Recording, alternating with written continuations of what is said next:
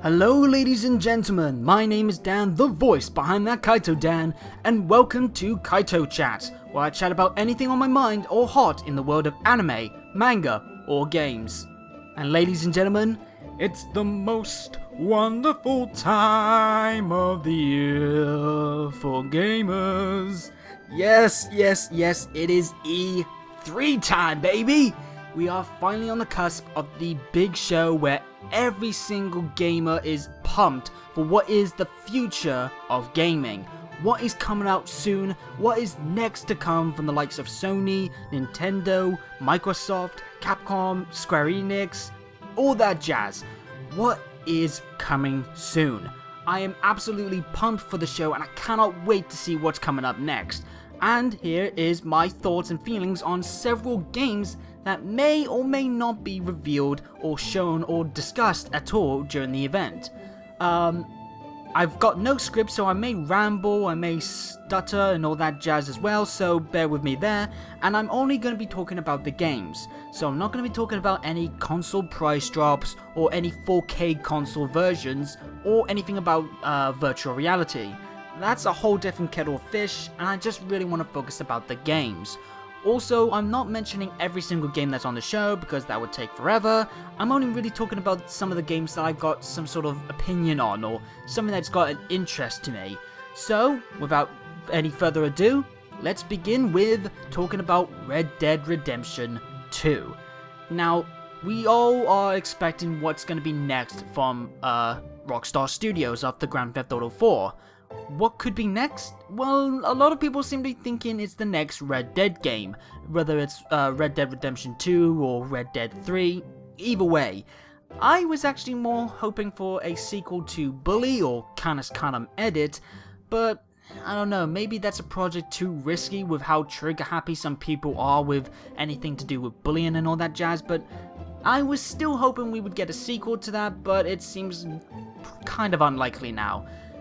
As for Red Dead Redemption 2, or whatever it ends up being, I initially wasn't that hooked on the series. I played Red Dead Redemption, but for whatever reason I just couldn't stay hooked on it, and I ended up giving it a pass.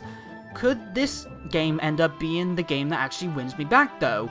It's gonna be interesting how they take what they've learned from Grand Theft Auto and everything they learned from Red Dead Redemption and put into the next big game from them. And speaking of next big game, this could be a big game for Capcom, the return to possible Resi form with Resident Evil 7. Now, Resident Evil 6 didn't really do it for a lot of people, thinking that it was a bit more action focused than anything to do with horror, and from what I saw, I can kind of agree from that. It's not really a series I've gone into, because I'm gonna admit I'm a bit of a wimp when it comes to horror, but this could be interesting just to see if Capcom will go back to what is Resident Evil norm, or if it's gonna stick with what it's doing currently but trying to incorporate a bit more horror. Could we end up seeing what end up being probably the biggest game in the series to try and win back some people, or is it just gonna be something that we've seen for the last couple of years? A rumor that I've heard recently pop up that I kind of got a bit of an okay for is Sucker Punch, the guys behind the infamous series, apparently working on a Spider-Man PS4 game. Apparently there was some sort of leak or something from a stuntman. To be honest, I can see Sucker Punch doing Spider-Man well. I loved their sort of superhero version of a open world game with Infamous, so who knows, maybe they can do the same sort of thing with Spider-Man, and maybe even do the best sort of web slinging that we've seen from the series since the Spider-Man 2 game, which a lot of people loved. I really think the time would be now for a Spider-Man game after the approval of the newest Spider-Man in the Avengers film, in the DCU, I mean, no, not DCU, the Marvel franchise, but yeah, this might be the best time for it, and I, again, think Sucker Punch could do Spider-Man well. Let's see what's next on the list. The new game from Kojima Productions. This could be the stage where we get to see the Kojima... Basically, what is the first step for the newly formed production studio, since this is, of course, the first sort of project that Kojima is able to do since leaving Konami. we don't know what he's working on, we don't know how many games his production studio is working on, we don't even know if he's going to be at E3, which, if he does appear on stage, maybe for Sony, that would in itself be a momentous moment, just to see him again after everything that went down with Konami. The question is, what could he bring with him other than just his appearance? PT, Silent Hills, that ended up flopping because of all kinds of stuff going on. Maybe with the fact that he's been talking again with Norman Reedus and Guillermo del Toro, that could be a thing. We've also seen a lot of snapshots of the new mascot for the production studio, I think called Ludens. Maybe a game to do with him? Who knows, but if Kojima is involved in anything at this year's E3, I think that in alone would be a huge highlight. The next Assassin's Creed game. Of course we got Watch Dogs 2 just recently revealed, and that's a game that I've kind of not really got an intrigue for, but who knows, maybe I get win over in the end. But yeah, we're having the first year without an Assassin's Creed game, so maybe with the fact that they're apparently going to try and do one next year, at the start of next year, maybe for Ubisoft, this is the time to show off what is the next game from the series. A lot of people seem to be thinking that it's going to be based in Egypt. I, for one, am still holding hope for one set in Japan. It just feels right to have a full Assassin's Creed game set in Japan. I could see them doing amazing stuff with the Japanese sort of mythology and all kinds of history from the Japanese side of things. So if they do a Japan Assassin's Creed, I would instantly say that's a must-buy for me. Most people might say there's a must-buy with the next game from Visceral Studios, which is to do with Star Wars. A lot of people will seem to be thinking that it might be 1313's return after that game was cancelled when Disney bought out the license, though the big intrigue is the fact that Amy Hennig is working on this game apparently. She was the major, behind the scenes face behind the Uncharted series, and made a lot of that series amazing. When she left Naughty Dog, a lot of people were wondering what would she do next. So the fact that she's working on a Star Wars game and possibly a Han Solo game, that alone will bring in a lot of interest. Especially since I think also Nolan North is apparently working on it as well, so that would be exciting there. I've got an intrigue in the next game from Call of Duty, Infinite Warfare though. I've not really got into the Call of Duty series, though I have played them. I think the last game that I really got into was Call of Duty Black Ops 2, and that was mostly because one of my friends played it a lot and we had good fun there. But besides the point, my intrigue with this game comes from, could Activision do something to try and win over a lot of the haters for this game? Just look at the initial reveal trailer for the game and look at the dislike bar. It is absolutely insane. So I wonder if E3 is going to be the chance for Activision to try and win back some of those negative responses. If they can do anything to try and counter a lot of people not really liking the game, especially with Battlefield 1 being a thing and Titanfall 2 being a thing as well. Next up, Agents of Mayhem. Now, this is an interesting case from Deep Silver. They're the guys who have been working recently on the Saints Row series, after THQ folded. And this is apparently going to be a reboot of the series. It's not really booked as a Saints Row game, but it's based apparently on the retcon end from the DLC Get Out of Hell.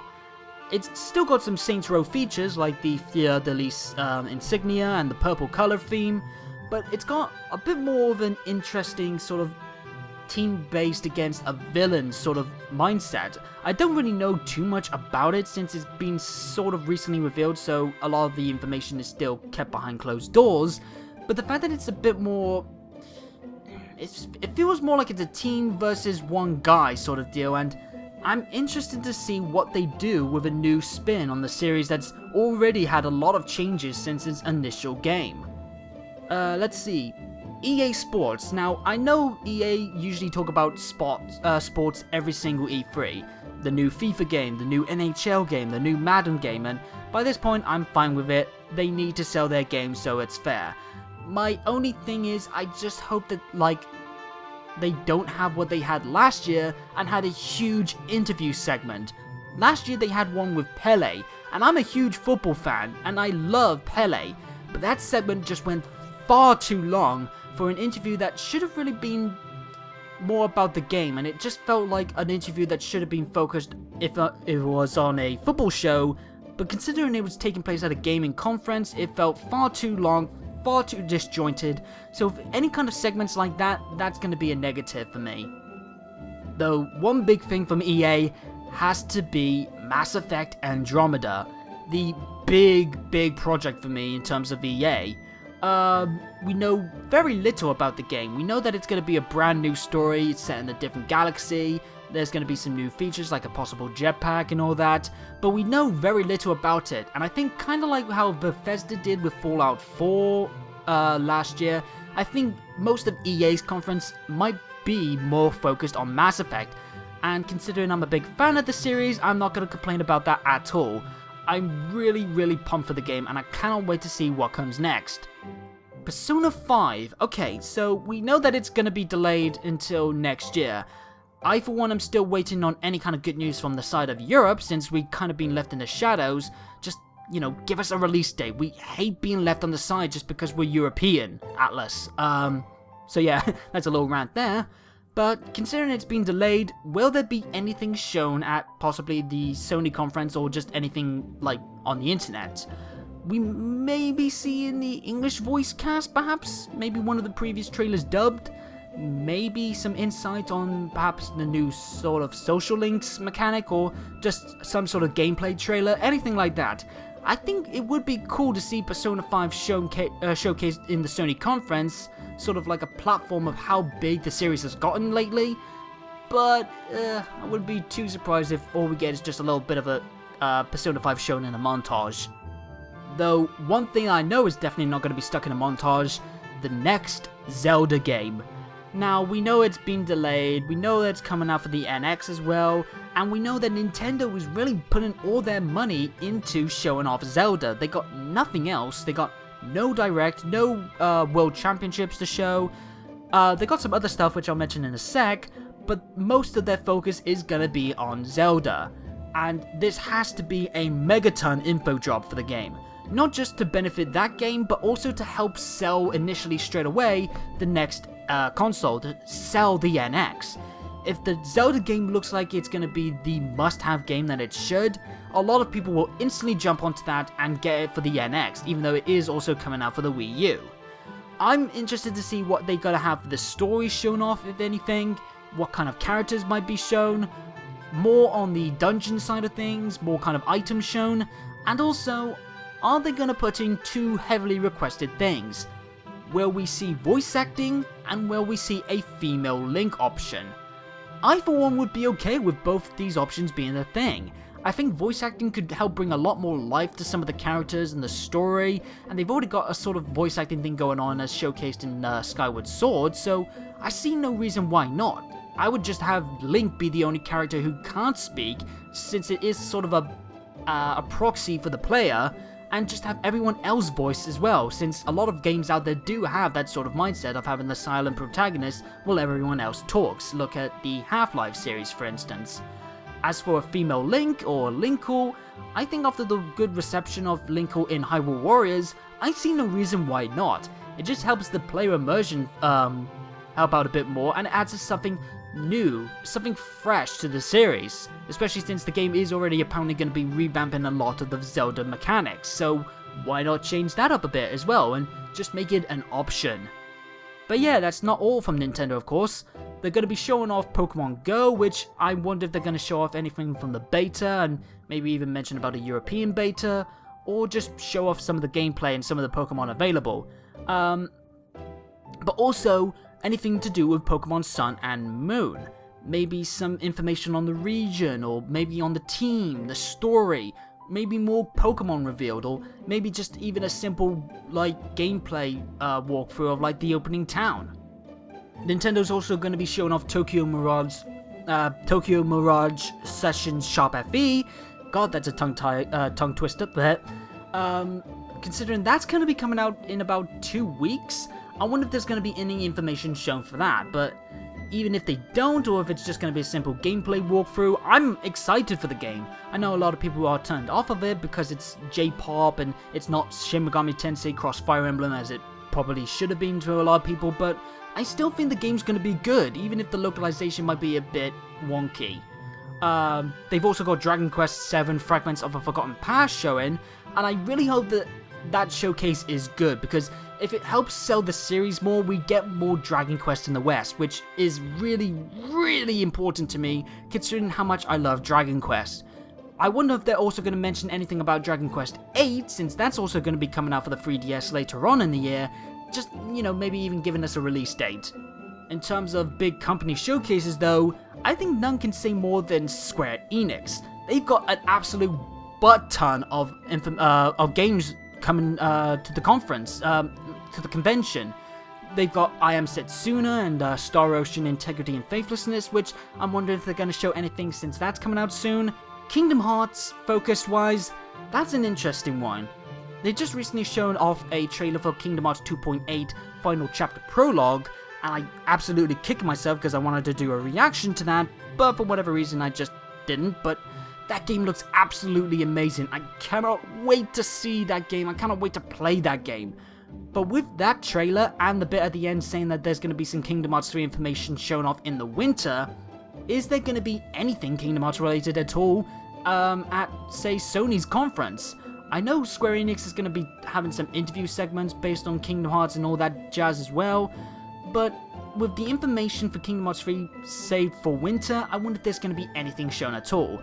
I'm not ruling out the idea of a small teaser trailer perhaps showing off a new world, come on Treasure Planet, or one based on The World Ends With You, but yeah, maybe something small just like thrown in Sony's conference somewhere, maybe just to hype up the game and more concrete information is actually shown in the winter segment there.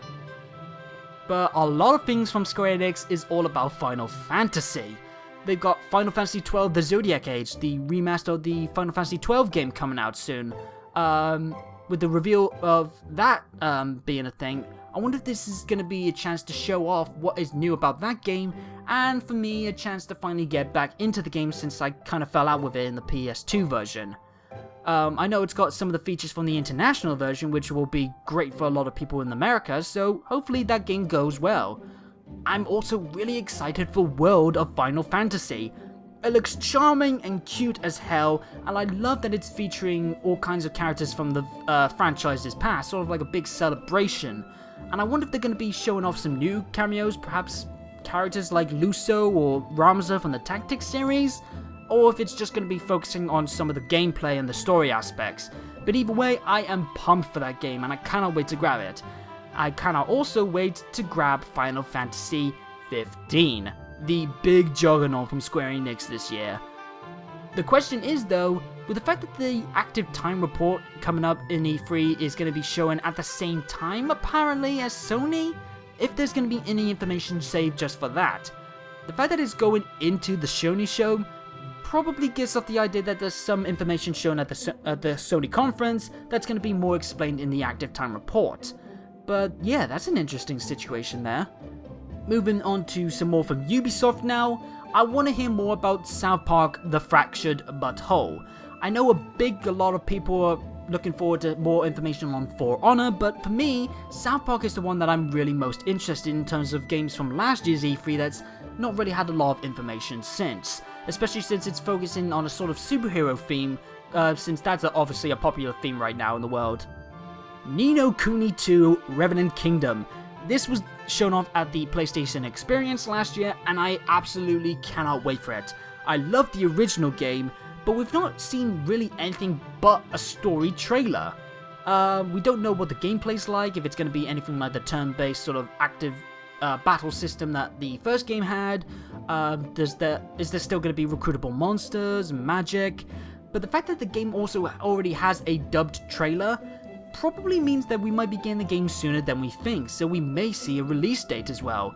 But I just want to see more information about this game, but I also kind of hope as well that it gets released anywhere away from the Final Fantasy 15 release and the Persona 5 release, because if it's anywhere between those two, it might get washed up in it. and I think the game would benefit more from a release perhaps before Final Fantasy 15 or sometime after Persona 5. Now, some of you might have noticed that there's not many Microsoft exclusive games, and that's not to say that I hate Microsoft. I've just not really seen a lot of games to warrant me getting an Xbox One right now. One of the games that is making me wish I had an Xbox One though is Cuphead, which was a big favourite of last year's E3. It's probably coming up soon, I think it is, but I love the visuals, I love the sort of 2D side-scroller shoot 'em up sort of deal. It looks like it could be an absolutely explosively fun game, and if there's anything shown at E3 to help warrant the need for that game, this might be the time for me to get an Xbox One soon. Coming up to the last couple of games now, God of War 4. Now, there's been some apparent leaked images of what may be the next game, and apparently it could be set in Norse mythology, considering Kratos has already killed most of the Greek gods. That would be interesting. I think the Norse mythology might be the best sort of new area for Kratos to explore. I just want to know what would bring him to that side of things. What would warrant him wanting to go up against the Norse gods? But considering some of the images that have apparently been leaked, the game's going to look absolutely beautiful either way. So if it's anything more like if it's better looking than God of War 3, that's going to be amazing of itself. But I cannot wait to see what's next for the God of War series. The Last Guardian. Now, we've not seen a lot of this game. A lot of it has really just been kept to the showcases seen at E3, but apparently that's a tactic used by the guys behind it. Apparently they're willing to show very little to let the game speak for itself when the gamers play it. That's a risky move, but it's also one that could do good for the game's benefit in the end, so every single experience is first time. I'm just wondering if there's going to be anything else that they do show just for this occasion to sell the game one last time, since this could be the last time that we see it at E3. And now I'm talking about Capcom's other big project that they might have, Devil May Cry 5. Now, of course, the series took a little detour towards the sort of reboot, remake sort of deal with DMC, Devil May Cry. But a lot of us are still wanting to get back to the classic Dante.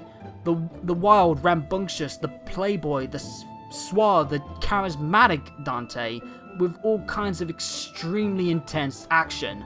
I remember there was a photo posted at one point with Ruben Langdon, the voice actor and mocap artist for Dante himself, alongside Johnny Young Bosch, who was Nero in Devil May Cry 4, and I know that there was also that recently sort of remaster, like extra edition Devil May Cry 4 out that had some stuff with Virgil in it. So I think that might have been a good precedent for what might be leading up to Devil May Cry 5.